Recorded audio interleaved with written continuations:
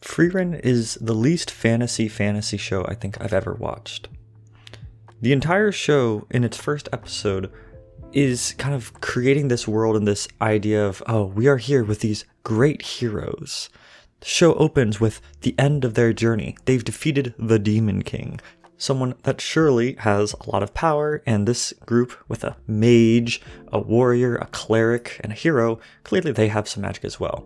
This, from the very beginning, sounds like your typical fantasy group, right? They're probably slinging magical spells, doing big flashy things, all that. But in this first episode, it doesn't really lean into any of that, really. We have this first episode that is a very human tale. It's a tale of moving on. It's a tale of people reminiscing about their stories. The stories that they talk about as the party is gathered around and thinking about, man, we had such a great time. They're not talking about the time that Frieren dropped a nuclear bomb on someone. They're not talking about the time Heiter rezzed somebody mid-fight. They're talking about Heiter got drunk. They're talking about Frieren stuck her head inside of a mimic. They're talking about the most normal things that could, well, maybe not the mimic, but they're talking about these very ordinary experiences. Things that are just normal. And as we go through this episode and we're following along with Frieren, we actually see her doing things in her daily life. And what do we see? We don't see her blowing up dragons. We don't see her flying around at the speed of sound. We see her pulling a plant with her bare hands. We see her walking, floating in water. None of these things are inherently magical. Yes, she did a little light show for some people, but it has the same feeling as like being a magician in the real world, showing a bunch of kids a cool magic trick. Magic in this world doesn't actually feel like it is anything of the fantasy type, the type that is beyond comprehension. It's understood. It has a science behind it. And the adventure that we see is a simple one. In this first opening episode, we're supposed to be able to feel for these characters, right? And in a fantasy world, it's sometimes very hard to get attached to characters when their experience is vastly different than one we could actually comprehend in our real world. But what is the adventure that we see? We see them taking a walk, watching a meteor shower. These are all things that you could feasibly do with friends in real life. And these people are kind of human. Yeah, maybe they don't talk exactly like we would in this day.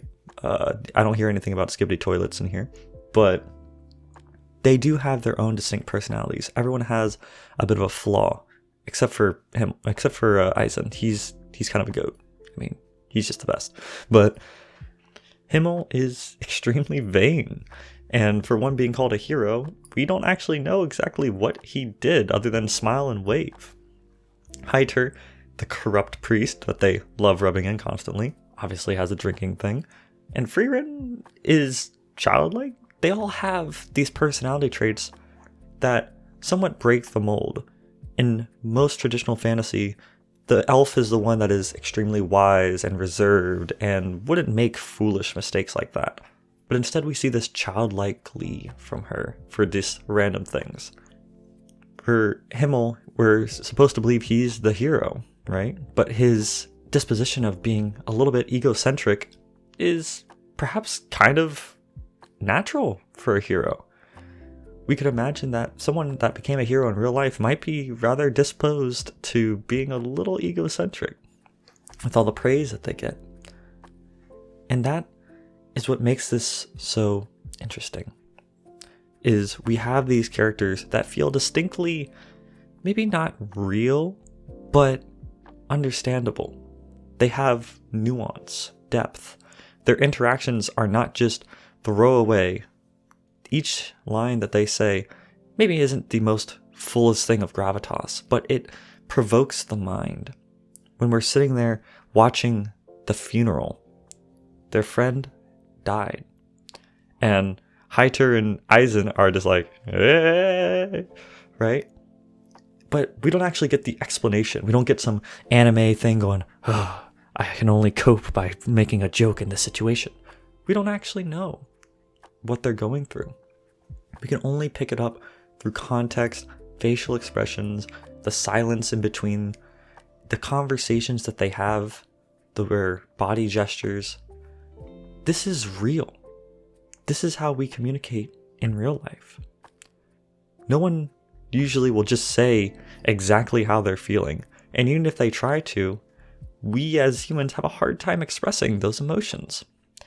And so seeing these characters, each having different reactions to this event, is different. It feels unique. And I could talk about the issue that we often see with fantasy and isekai and all these other media that are created today in some type of fantastical world, and how there's so much fantasy that it is beyond being in touch with reality. There are some that just are because they're cool, right? But what Frieren does with their story is they actually use this as a very interesting touch point. They say, what if you had to watch all your friends disappear, die, leave, over and over again? And that story is, in fact, one that we could experience in real life. Many of us have dealt with loss. Many of us have dealt with having to move on. And that's the crux of Frieren's character. This is someone that has lived for longer than anyone truly could.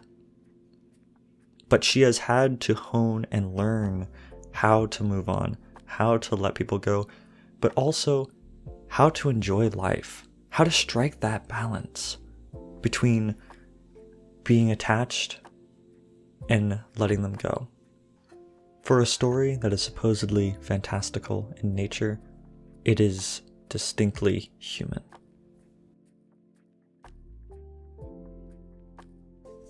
Hey guys, nice to see you here at the end of the video. This is my first video about Frieren and kind of diving into what I love so much about this series.